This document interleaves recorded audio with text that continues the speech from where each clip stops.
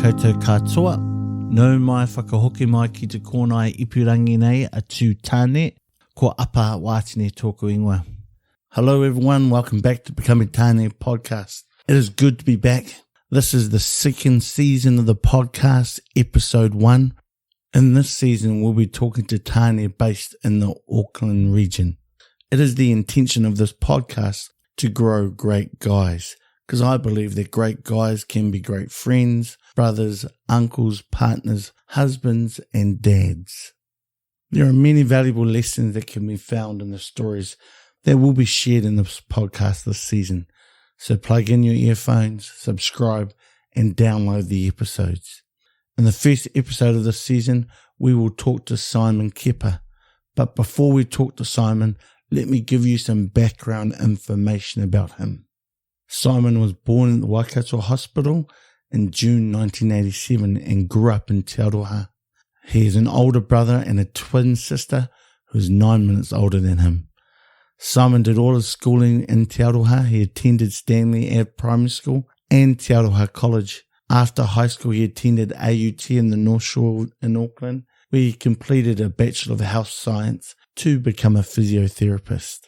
Simon has had a number of odd jobs growing up, like working at the Foursquare and the bakery. Once Simon finished his studies, he worked for 4 years as a physio and then purchased the company he worked for. Simon has owned his physio business now for 7 years. Simon has worked as a physio with the New Zealand Warriors, both pre and post owning his business. Simon met his wife while studying at AUT, and they have been together for 11 years and been married for 4 years. Simon and his wife have 2 kids, with a son named Mikaide, and they also have a daughter named Naya. Kia ora, Simon. Thank you for speaking with us today. We really appreciate your time.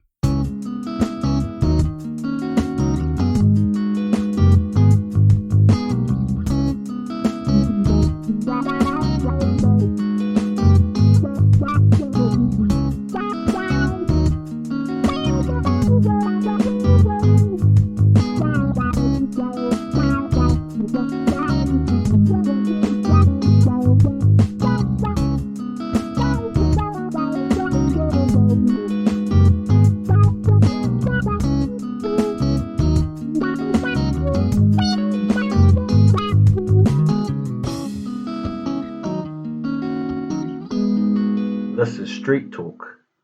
What does love mean to me?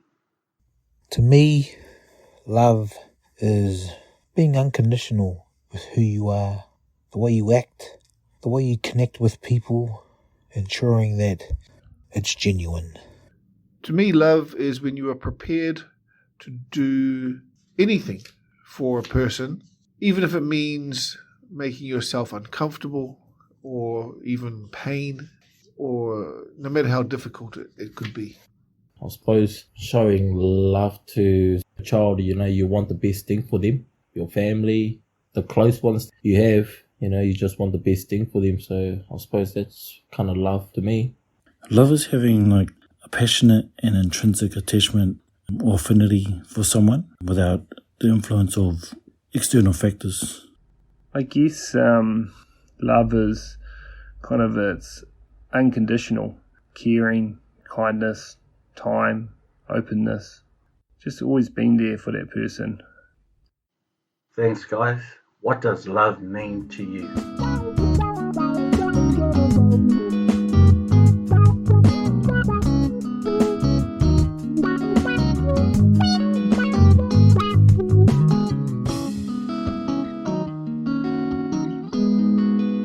Kia ora, Simon. I believe that we are who we are today because of the sum of our life's experiences. So what 2 experiences in your life, Simon, has had the greatest impact on you? Okay, so I've got 2 experiences in the forefront of my mind, and as we'd sort of said, I think all of life's experiences create and shape who we are, but for me, the biggest or most challenging experience in my life was the birth of our son in 2015. And so to give a little bit of context around that, my wife and I had been together for a good while before he was born, but she'd spent about 9 or 10 months overseas working, and I'd stayed back in New Zealand to work. And so when she came back to New Zealand, we were, in quite an enjoyable sort of time of our lives with a lot of freedom, and we had our own schedules that we could sort of were flexible around, and life was pretty good. And so then the arrival of our son sort of signaled the next phase of our life. And I don't know if anybody's ever really ready for that, despite people putting on a brave face and saying that they are. There's a lot of new challenges that come with that, and we'd got to the point where we realised that it was a bit of a change for us, where we recognised we couldn't be selfish with our time anymore, and we had somebody that was dependent on us, and we had to get on board with that. And not that we were selfish people with our time and things like that, or super busy, but all of a sudden, there was other things to think about in terms of the lifestyle of our family, and while there was plenty of challenges, and some are more enjoyable than others, there was certainly some hard times through there, as most people will attest to.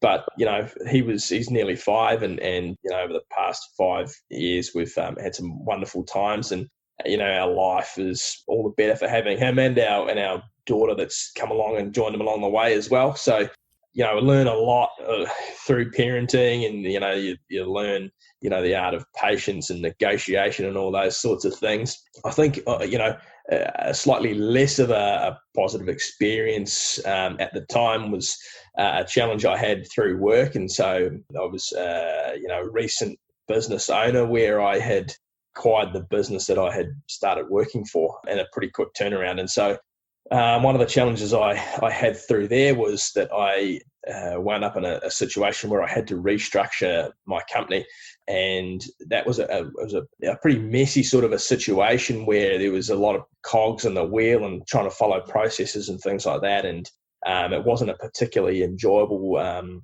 time of my life. The whole process sort of took about 2 months, but I knew, and my wife knew, that we needed to, probably make somebody redundant. And so that presented a whole range of challenges from a legal point of view and a personal point of view. And, that the person whose role was, likely to become redundant was somebody that had worked for the company for, a number of years, like sort of 16, 17 years. But her role was not the right role for the company. But from my side of things, I'd only been the owner of the business for about 15 months. And so, and I was young too. I was, about 25. And so in the end, I had to make this lady redundant, and it was a huge challenge. It was very uncomfortable. I worked in close proximity with her on a daily basis. I think I'm not a bad person as well. And so to have to make such a significant change to somebody's life was pretty challenging for me. Like I said, it wasn't enjoyable, but it sort of came down to the survival of the business in a dynamic environment, and this lady's role. And so while it was a clear-cut decision in the end, it still didn't make it any easier, and having to deliver that news to somebody was a pretty unpleasant time of my life. I think I learned a lot from it personally around my own leadership and decision-making. But I think it also highlighted that while I was making a pretty significant decision, at my core, I felt an immense amount of guilt and responsibility for the position I was leaving that person in. I don't regret the decision, but it was certainly one that I wouldn't want to be going through again. That's for sure. Just over a year before this all occurred, I was just a regular physio going into work and treating patients and having their best interests at heart. And that's what I studied, that I'd learned how to fix people or advance their healing. And so now all of a sudden that's the side of my job that I love, but I'm presented with all these new challenges as a business owner. And so for me to be able to step back and look at it objectively and say, well, this is the right decision. I know this needs to happen. How am I going to do that was a challenge in itself. And so there was a lot of self-doubt that was creeping in. Am I making the right decision? Am I confident in this decision? And how am I going to deliver this? And so I surrounded myself with a couple of key individuals as sounding boards and as kind of consultants to help me through this process. And I think sometimes using mentors or people that fill those positions can be glossed over about the importance that they have. But for me, that was one of the real benefits of going through the experience was the process of using a mentor. And I'd had sort of mentors throughout my life with different things, whether they're sports coaches or teachers or things like that. But to have a business mentor who was helping me through a business process, which actually was impacting my life, was a huge advantage. There was a lot of stewing over these sorts of decisions. And so sort of playing different scenarios over it and in my head and visualizing how those would pan out, that was probably the biggest thing. And so I'd sort of have a conversation with myself in my head about how I thought somebody was going to respond to some difficult news. And I'd sort of navigated my way through the how I saw the process going and, different ways that the discussion might lead. And so I was sort of prepared for that, doing some sort of cognitive sort of role play in my head about how that might transpire. So that was probably the biggest thing. And that's one of the things that I remember was that sort of cognitive training or role playing sort of stuff to realize that I was prepared for a difficult discussion. The next question I had was about mentors. You mentioned you had mentors to help you with your business. Have you used mentors prior to running your business or in other areas of your life? If you have, who have been your mentors? I guess I had some key teachers that I, got on with quite well. They were influential in probably my education and co-curricular stuff around sport. They sort of were, probably more than teachers. So you probably could say that they were mentors, but it wasn't necessarily a formal capacity. And then, throughout my early working career, we had clinical mentors, but they weren't particularly influential in my lifestyle decisions where when I became a business owner, I quickly realized I was probably a little out of my depth. And so I had a family friend that came on board as a business mentor for me. That was pretty important in some of the decisions I made in my early business ownership. As well as that, I had the previous company owner who I employed as a consultant, but he was more of a sounding board about things. And so he would fall into the category of mentoring. And I used those guys for, 2 to 3 years initially and got a huge amount of knowledge and understanding out of them. And one was particularly physio orientated and one was business orientated. But the business consultant or mentor that I was using sort of also flowed into my lifestyle around, making sure I was looking after myself first and foremost. So like how can you steer a ship if you're rudderless? He really sort of shaped the way that I approached things and made sure there was a balance between, work and life, which everybody sorts of strives for. And then in more recent times, I've actually engaged with a mentor and, again, that is mostly business focused, but there's an offshoot around lifestyle and trying to build some personal resilience. And, so far that process or journey is going pretty well. I kind of got to a point in my life where I thought mentoring was maybe was a little bit of hype around it and there was a lot of buzz around it and, did you actually get anything out of it? And, in recent times, I can attest to the positive impacts that these sorts of people bring into your lives. And while I'm using it mostly from a business point of view, certainly the overflow into my lifestyle makes a good difference. And, I can start to declutter my mind and separate, work from home life as well. I think as guys, we, there's a lot of pressure on us, particularly if we're the main breadwinner of the home. And so, we go to work and we put our best efforts in, and then often we'll come home and, family time can be busy, particularly you get home from the end of the work and you got to, help out with the kids or whatever, or, your wife needs to go out and do some things. And so it is a busy time. So I think one of the key things, and it's probably been, it's not been a topic of particular discussion in terms of getting some balance in my life, but one of the outcomes of working with a couple of different mentors has been, first and foremost, building some resilience and some balance around myself personally. And so making sure that, yes, I'm pretty busy with the stuff that I do, but that's, you've also got to have some time to yourself and some time away from work, and, potentially away from the family, with some time that is yours to be a little selfish with and do the things that you want to do. And I'm not saying, that I go to work and then come home and then go and do my own thing, but I think it's important to find something that is beneficial to making yourself a better person, and trying to factor that in on a regular basis into your weekly routine, shall we say. So, for some guys, it's getting out for a run or going to the gym. For other guys, it might be going and hitting a golf ball, or for some people, it might be reading, those sorts of things. I think it's important to, first and foremost, take some time to yourself, because if you've got this underlying sort of, discussion happening in your head around, I'm not getting any time for myself, then how can you be the person that you want to be? I think that will filter through to your home or your workplace and create a pretty negative environment, and potentially some resentment. And that's not the sort of thing you want to carry on your shoulders. You want to have a clear mind when you're going to work, and you want to have a mentality that when you come home, it's really enjoyable and you love being in that space as well. And if you've got if you're not looking after yourself, then I don't know if you can bring that sort of positivity to home and to work.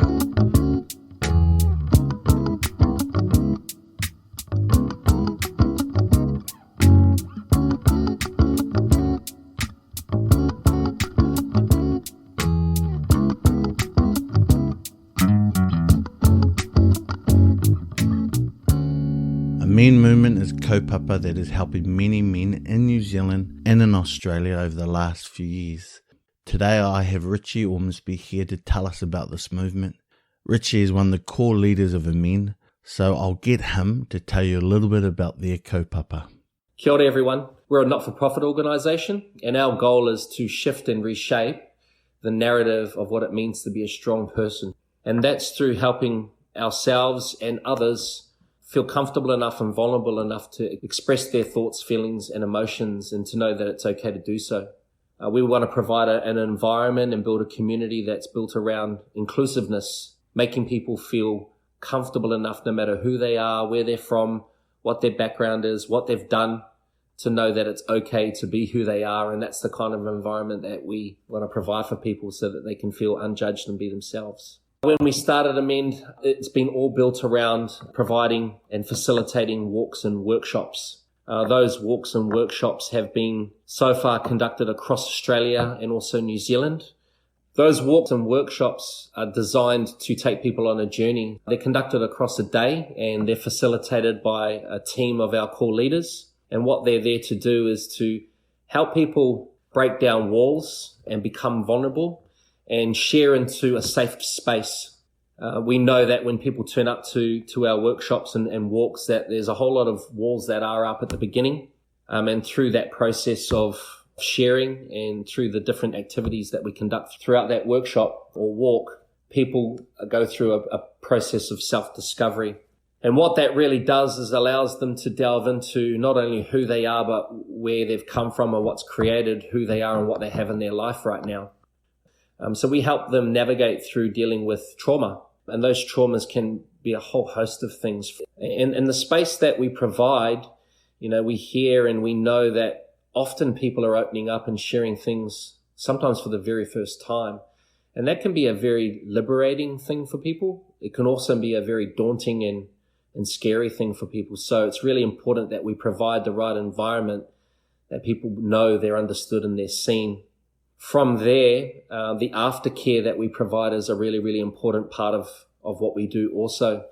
So feeling connected and feeling that they're a part of something, and that's where we have our men community, our men family. And that's done through our closed groups and also our pages. So we have various different pages and groups, and also we have online programs as well. So if we were to look at what a workshop and a walk does, they're designed to really open the door.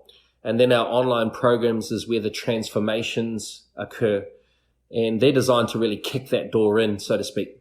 For any more information about the Amend movement and any of their programs, Hikoi, please go to their website, which is www.amendmovement.com, which is AMENDMOVEMENT.com. Amend Movement can also be found on Facebook and Instagram, so go check them out.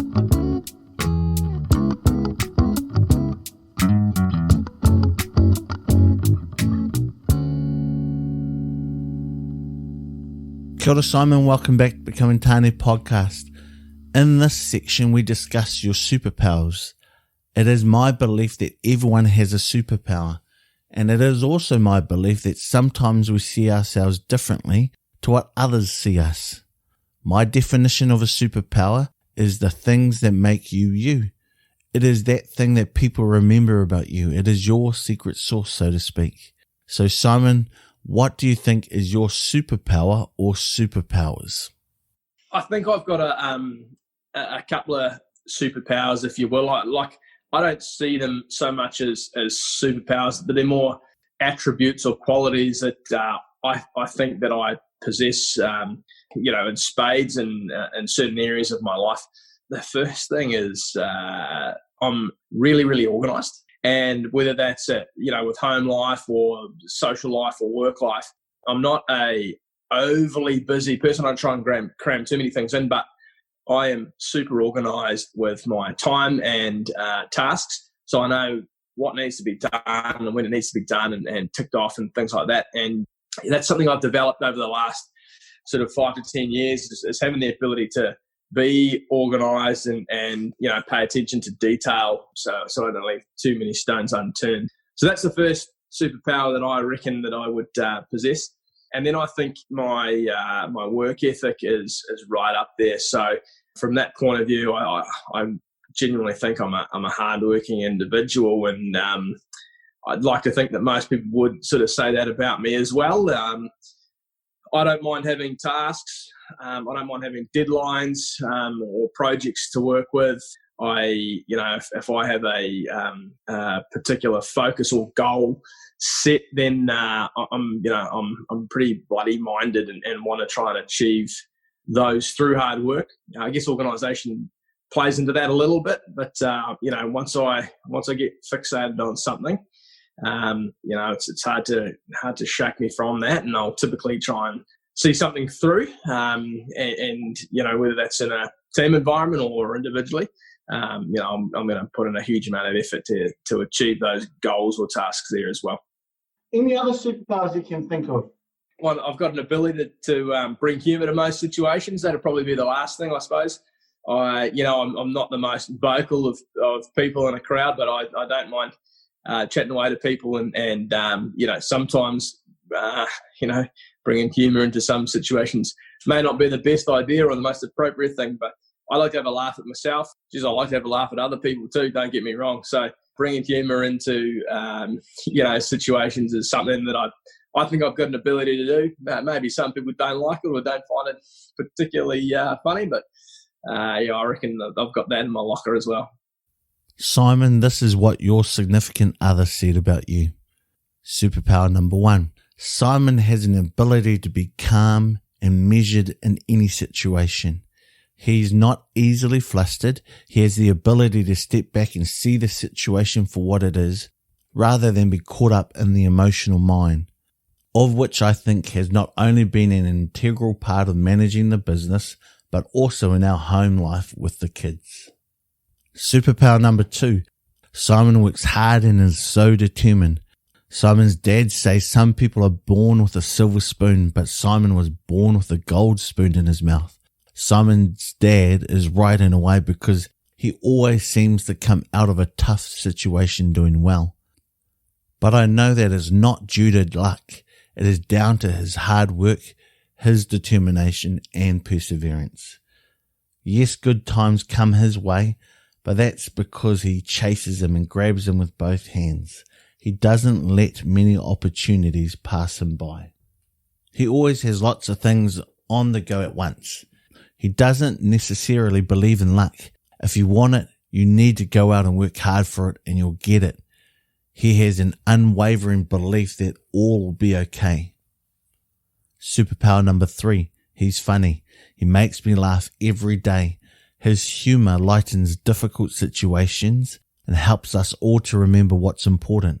He doesn't take life too seriously and helps me to remember to do the same.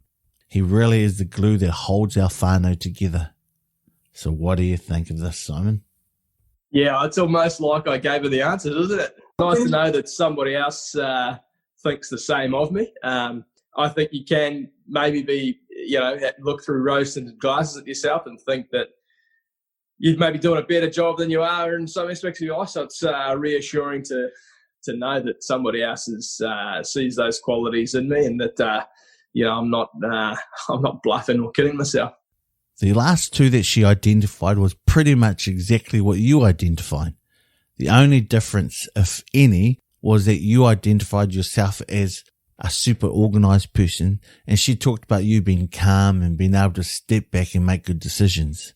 I guess the ability to make good decisions can come by being prepared and organized. So like you said, you gave her the script and she did it to a T. Yeah, that's good. Like, as I said, you want to, I am, I feel confident in, in myself with those characteristics. And, I hope that the others that I surround myself with see that as well, and so it is nice to have that emphasised, because it's not the sort of thing you want to, you go and actively seek feedback on. Yeah, that's nice to know that somebody else can see those characteristics as well.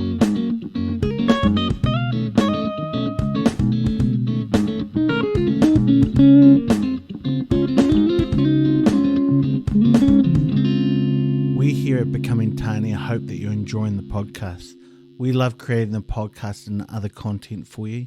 If you would like to support us to provide further content, you can go to our website, which is www.becomingtani.men, to purchase a t-shirt. We have 3 coloured tees that can be purchased. They are black, grey and white. And we have a number of designs that you can choose from, but I will highlight just 2 of these designs. They are our logo tee, which is our logo and Becoming Tani on, and our Tū Tani tee, which is just the translation of Becoming Tani. It has our logo and Tū Tani on there.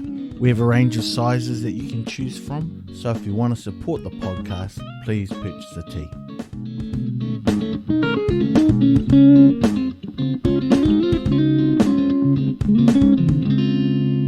Kia ora, welcome back to the Becoming Tani podcast. In this section, I have 3 key questions I would like to ask. The first question is, what has life taught you so far? It's probably taught me plenty, but I think it's probably taught me to go out and chase your aspirations.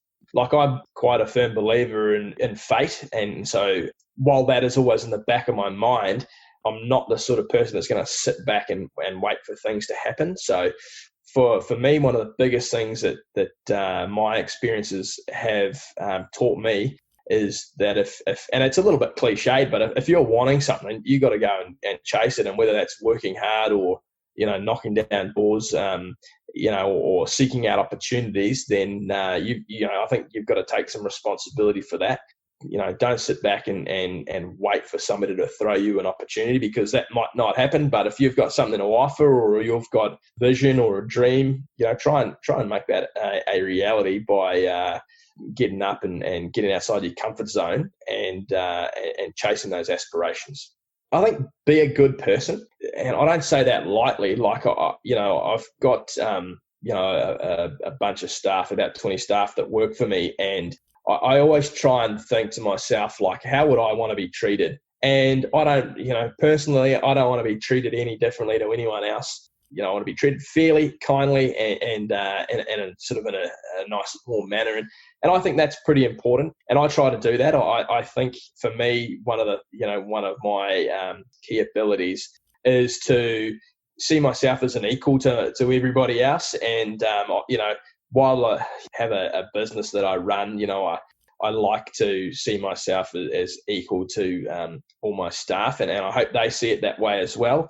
I'm not I'm not big on trying to put myself higher up the command chain. And I think if you treat people fairly and with a huge amount of respect, and try and find some common ground with them, then I think that goes a long way to building a strong relationship with somebody, whether that's through your personal life or through your working or professional life.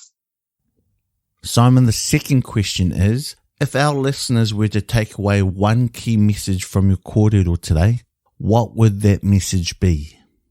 I think further on just what I was saying, like particularly treating somebody with kindness and respect, you never know when that person's going to circle back into your life or when somebody they know is going to circle back into your life. And so if you've burnt bridges along the way, then those situations may come back to bite you, further on down the track. And New Zealand's a tiny little island, it's hard not to know somebody that knows somebody. And so for me, I think, a real takeaway from my point of view is making sure that, you show some respect to the people that you deal with, and hopefully they show you the same amount of respect as well, because one day that person might be the person you need to call or ask for help or need a favour from. And, hopefully you've got a relationship there. I think often we can think that these, some flippant comment comes out of our mouths without too much thought, and it can be quite damaging or taken the wrong way by somebody else. So I think, part of that is being mindful about your conversations with people and seeing that these people may, like I said, may circle back into your life somewhere down the track, whether that's tomorrow or in 10 years' time. So don't go burning too many bridges. Simon, the name of the podcast is called Becoming Tāne. I named the podcast after Tāne or Tāne Mahuta because of his desire to learn and grow. Tāne, along with his siblings, recognised that without separating their parents, Rangi and Papa, that they couldn't learn and grow to their full potential. So they went about separating their parents. Also, if we were to translate the word Tāne into English, it can mean man, husband, or male. Therefore, the word Tāne fits the intention of this podcast. So, my final question for you today, Simon, is about the name of the podcast. In your opinion, what do you think it means to become a man? Yeah, super interesting question. And I think it depends on the stage of your life. Obviously, there's I don't know if it's a rite of passage when you turn 18 or 21 or whatever. And then, that's getting a little while back for me now. But I think it certainly does depend on the time of your life. And interesting, becoming Tāne does, it's... Do you ever actually become Tāne is my question. And or are we always on a path of growth? And I probably sit on that side of the argument there, that what does it actually mean? I'm not quite sure, but and how do we get there? Again, I don't know. But personally, what I think it means for me in my current period of my life, I think becoming Tāne is about having balance. And at times I'm guilty of not having that, but I think I'm able to bring it back, when I recognise that. So I think it's creating balance in your lifestyle.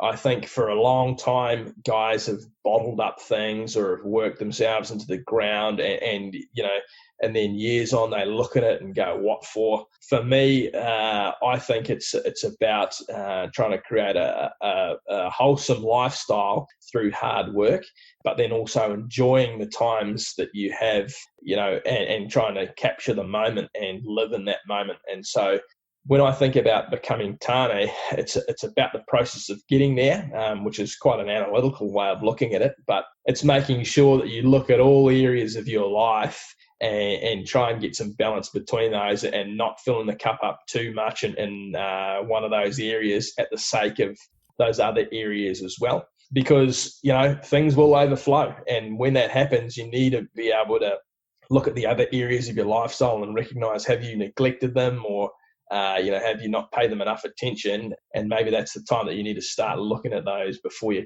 cup starts to overflow, because often those other areas that you tend to neglect may be some of the areas that are really key in supporting you and looking after you when it gets to tough times, that's for sure.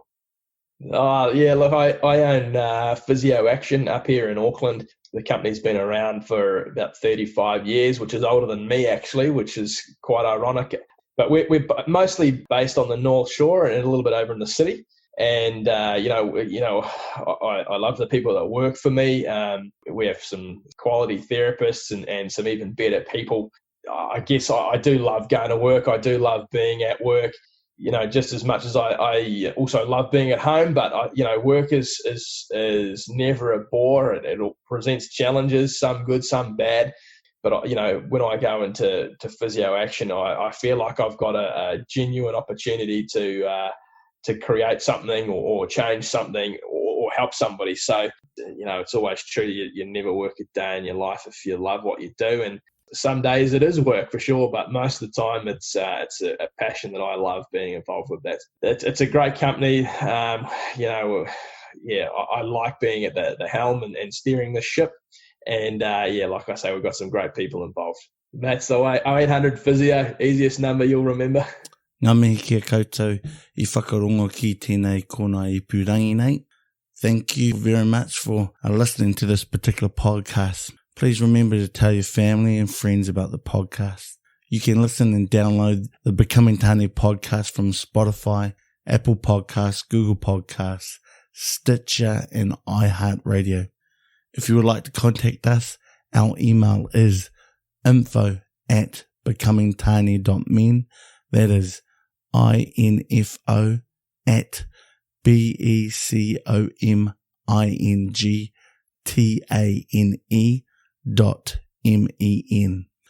Our Facebook and Instagram handle is @becomingtane, and our website is www.becomingtane.men. That is www.becomingtane.men. Now I'd like to give out some recognition. Firstly, thank you, Simon, for sharing your story. Thank you, Kano Sadler, for sharing your amazing musical talents. Thank you, Aaron and Merrick Moike, for your editing skills. And finally, thank you to you, our listeners, for choosing to listen to us. Until next time, Mori ora.